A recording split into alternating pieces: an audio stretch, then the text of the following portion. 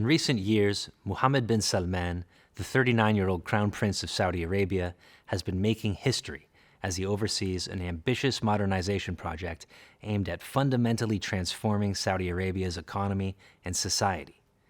And thus far, the change has been extraordinary, particularly in the social domain, where the power of the religious police has been effectively eliminated and new forms of entertainment, such as movie theaters and concerts and wrestling matches, are accepted and even promoted.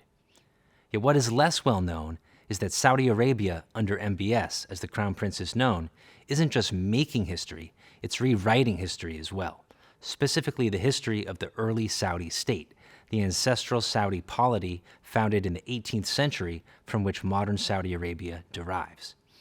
Traditionally, the early Saudi state is said to have been the product of an alliance reached in 1744 between Mohammed bin Saud, the namesake of the Saudi dynasty, and Muhammad bin Abdul Wahhab, the founder of the Islamic reform movement known as Wahhabism.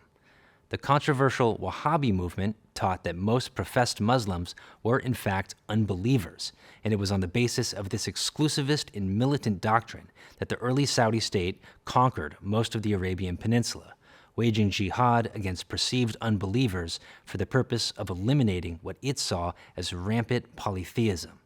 But for MBS, this history is unsuitable for the direction in which he seeks to steer the country, and thus he has promoted a new version of history that practically writes Wahhabism out of the narrative altogether.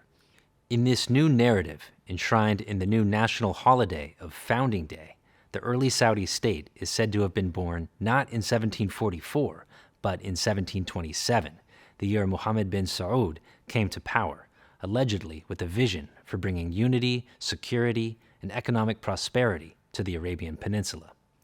With this new Founding Day narrative, MBS hopes to transform the very nature of Saudi Arabia's identity and the basis of its legitimacy away from anything to do with Wahhabism. As history, this new narrative may not find a great deal of support in the primary sources from the period in question. Yet, as a political measure, it no doubt has value in advancing Saudi modernization, including in ways long sought by the United States.